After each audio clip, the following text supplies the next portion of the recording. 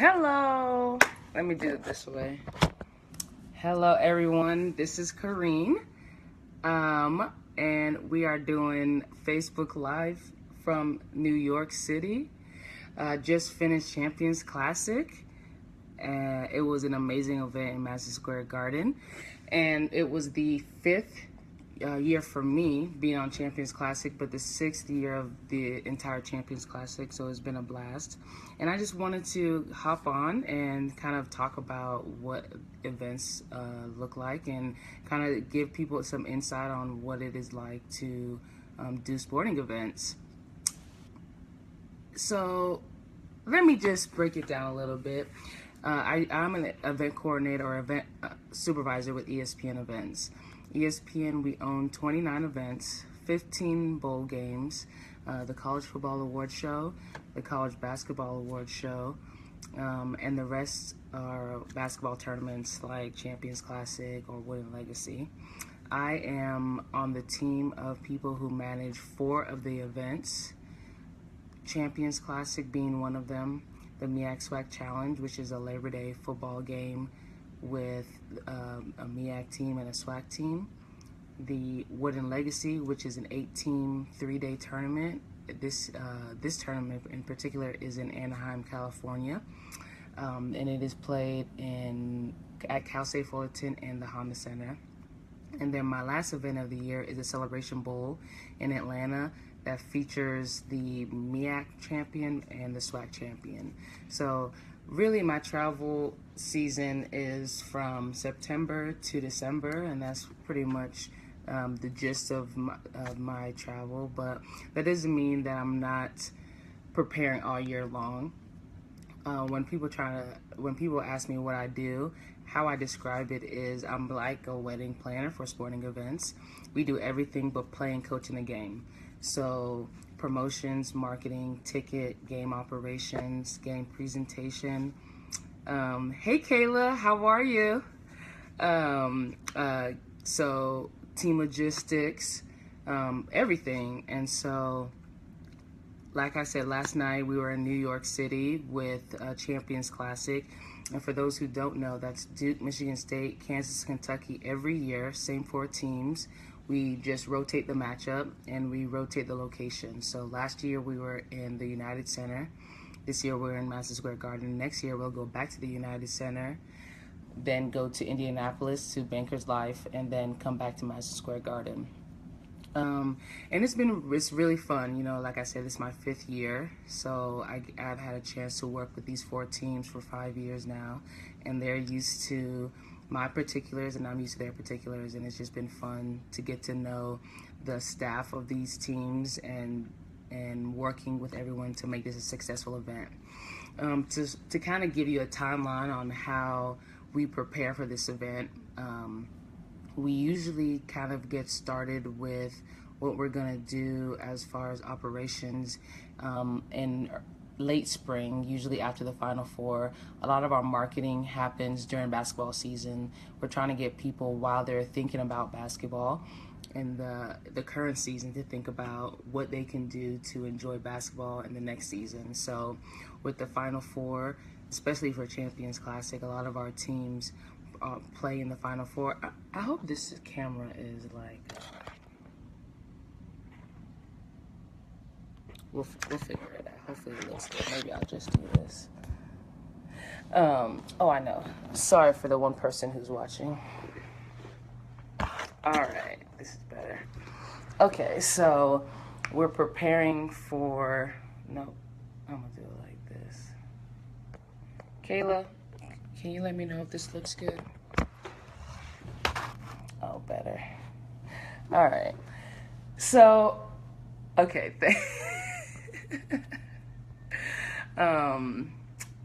So we're marketing during the Final Four. Hey, get your tickets to the Champions Classic, and just getting people excited for that.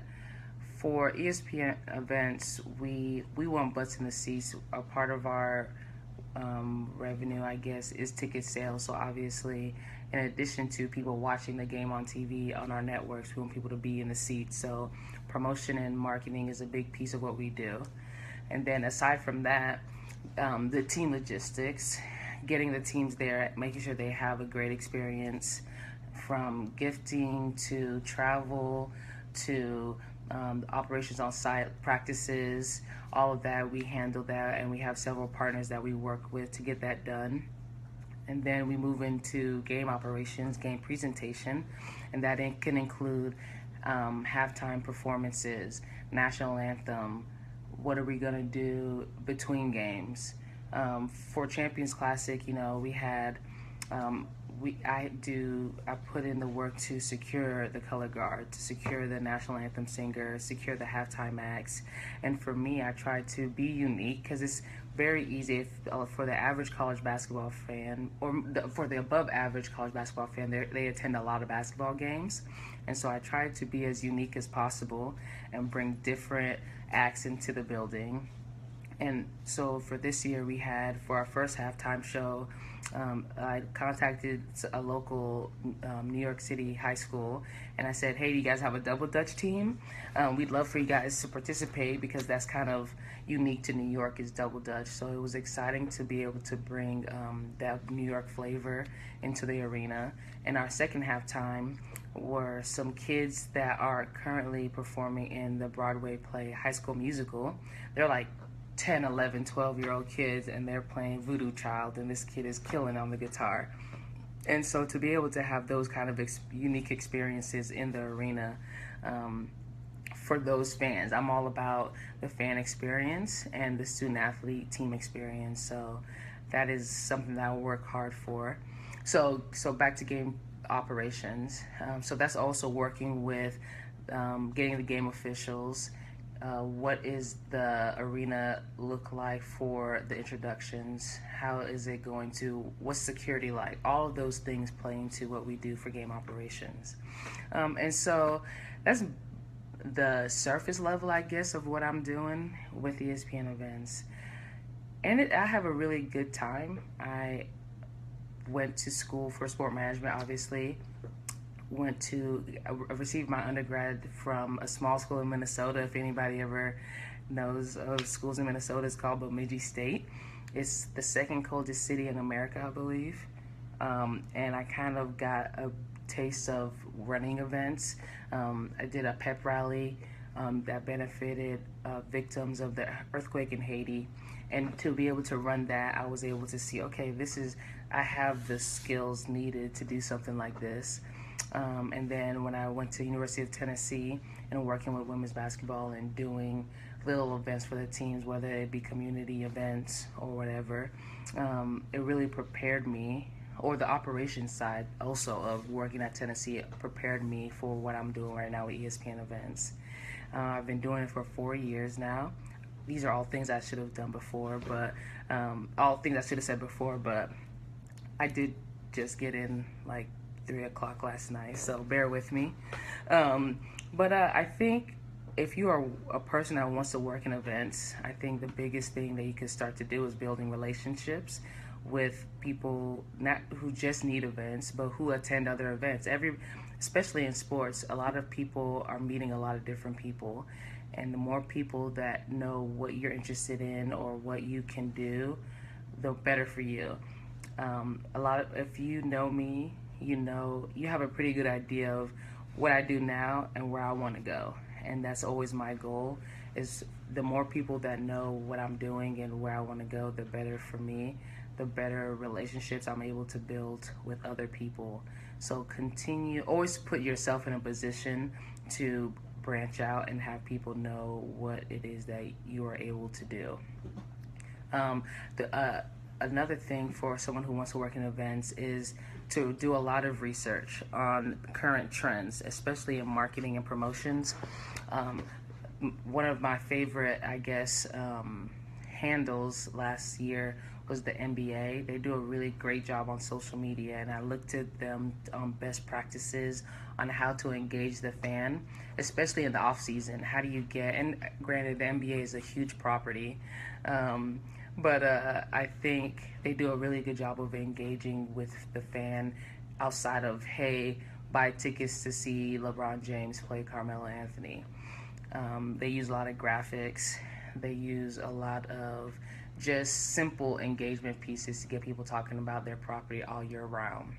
So doing the research, going to events, volunteering.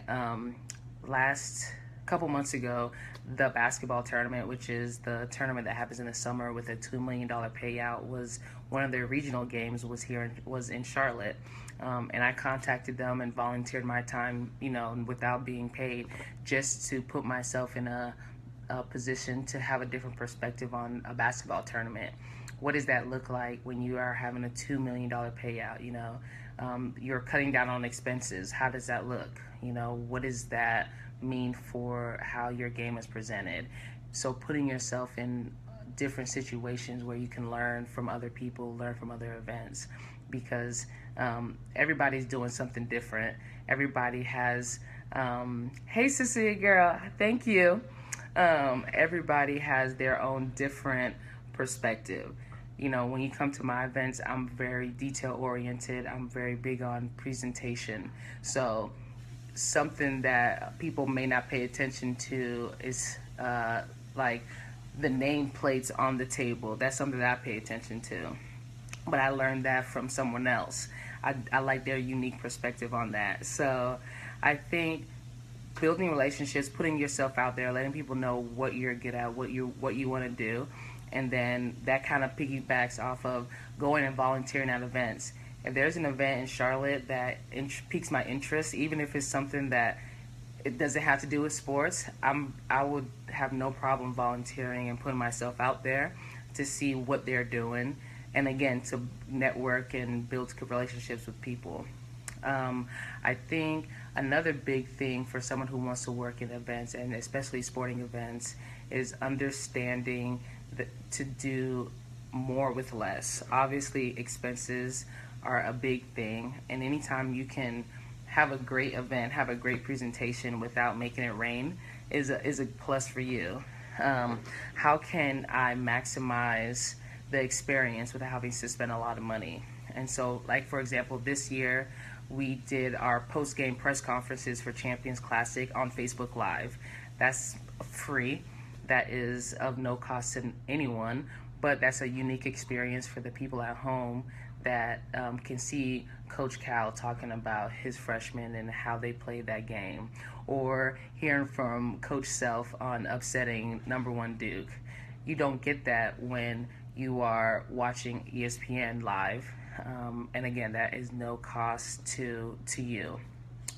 I think those are the biggest pieces that I could take away. I want to spend a lot of time just answering questions. I know there's not a whole ton of people out there, but I'm an open book. Anyone who reaches out to me, I try my best to connect with and provide advice, because I wouldn't be where I am had it not been for people who just took a minute to hear from me or to respond to me. When I was back in the day, when I was young, because I'm so old now, I would just reach out to people, send them an email, or have someone help make that connection, and not to get a job. Every time you reach out to somebody, it shouldn't be, hey, I want a job. It should be, hey, I have an idea and I know you are an expert in this field. I'd like to get your thoughts on this. Or, hey, I am experiencing this XYZ and I know this is something that you experience. Can you provide some insight on that? So I think it's good, again, to put yourself out there, because like I always say, it's not about the grades you make but the hands you shake. Put yourself out there to get people interested in who you are and what you're about. And if you are that person that emails the event director at the Barclays Center about how they did an event, and you're saying, I like that perspective, and I'm doing something for a school project or whatever, want to get your thoughts on that. That's a good way for them to say, okay, this person has something about them, and maybe when you are applying for something, they can remind themselves, oh yeah, I remember this person, she had a really good question or whatever. So just put yourself out there. But we do have a question about promotional items and swag, which is my favorite topic of discussion, because I think people spend way too much money on the typical item when they could really spend less money on a unique item. So let me go back to the question.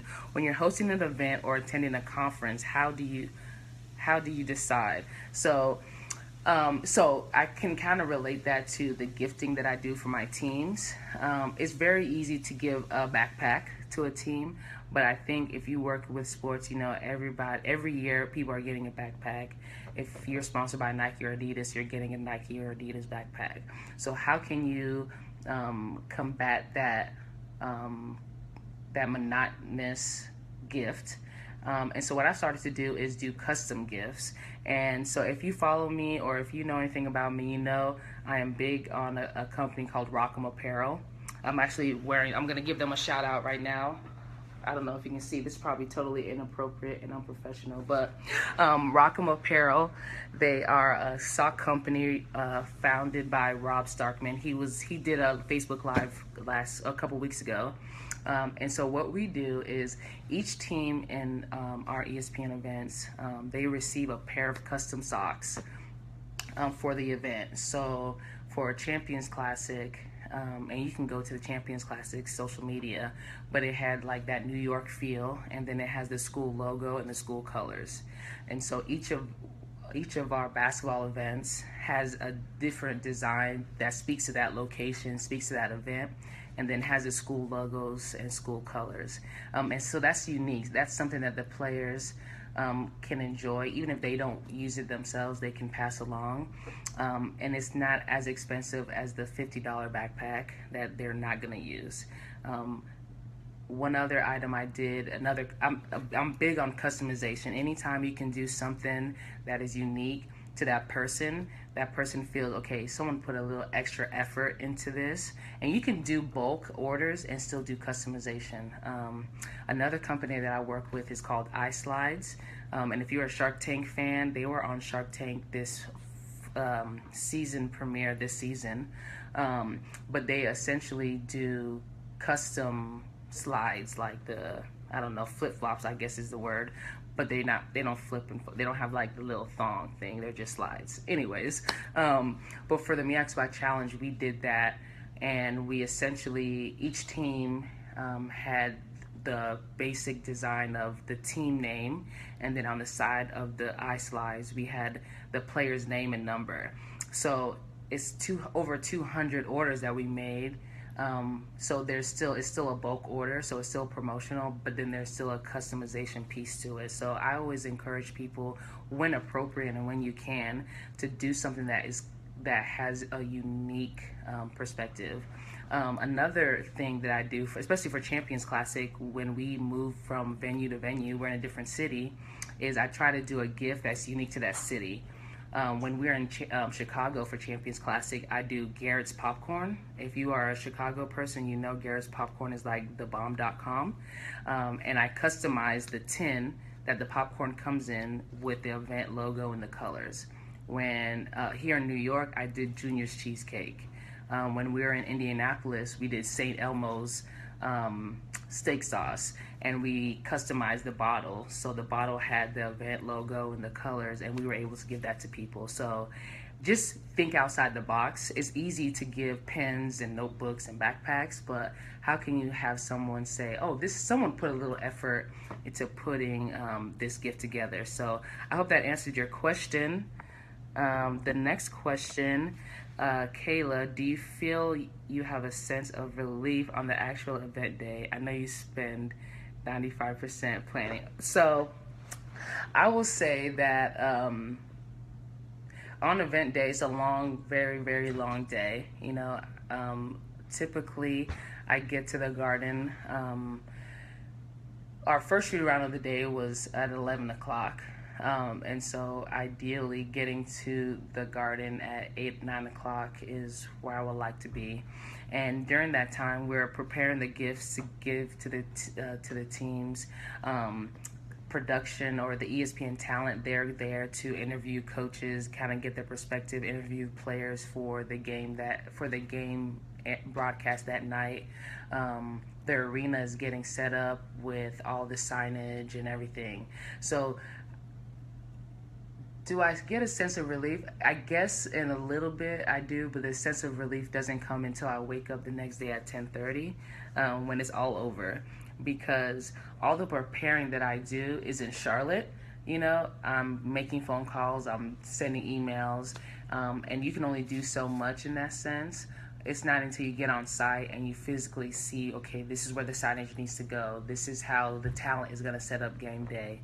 That all that planning is put into action. So you're kind of ramped up and getting everything prepared. But I would have to say that this year I was very, very, very blessed and fortunate to have some good people on site. Hey, Mary. Oh, Mary. Hi, Mary. I was very fortunate to have some friends that came down to New York, or came up to New York.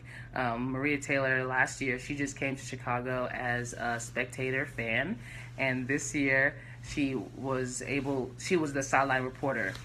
So it was her first time ever even in the Garden, and it was the first time working Champions Classic, so to have her there helped keep me calm. And I'm giving a major shout out to my friend Megan Triplet. Whoop whoop. She did my hair, she picked out my clothes, she helped with the gifts, all these things, just to help me do what I do. And that's good, to surround yourself with people who understand your passion, and sometimes it's good not to be stressed out.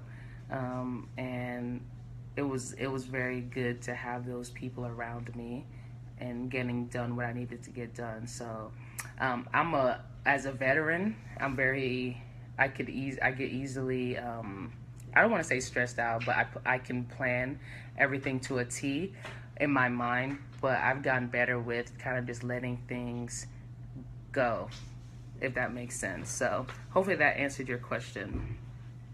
Anyone else have any questions or anything, comments? I will say that I had a blast last night. The games, I don't know if you got a chance to watch the games, but the second game of the night between Duke and Kansas was amazing.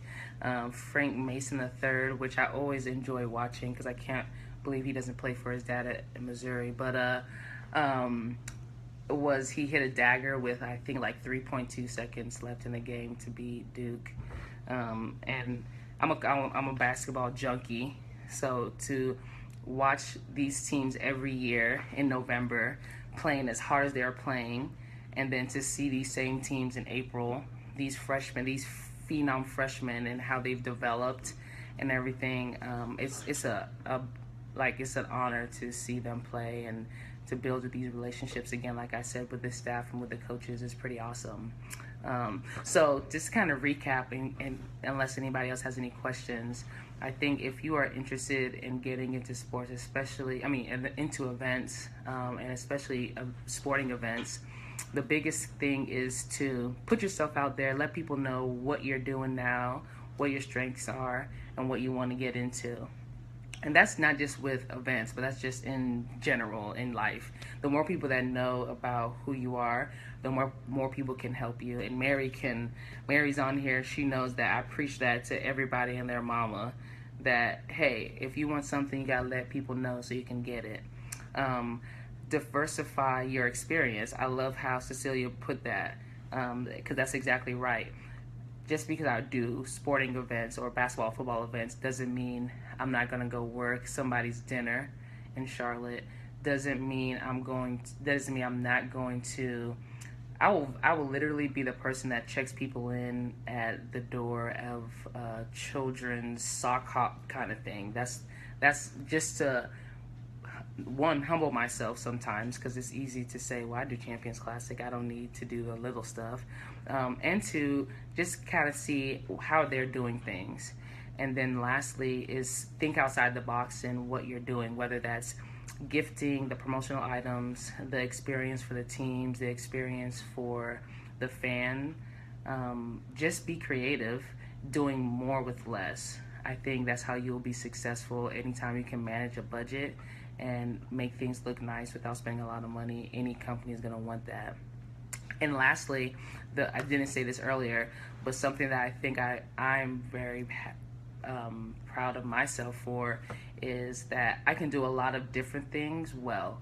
I have experience with Photoshop. I have experience with social media. I have experience with Microsoft Suite or whatever.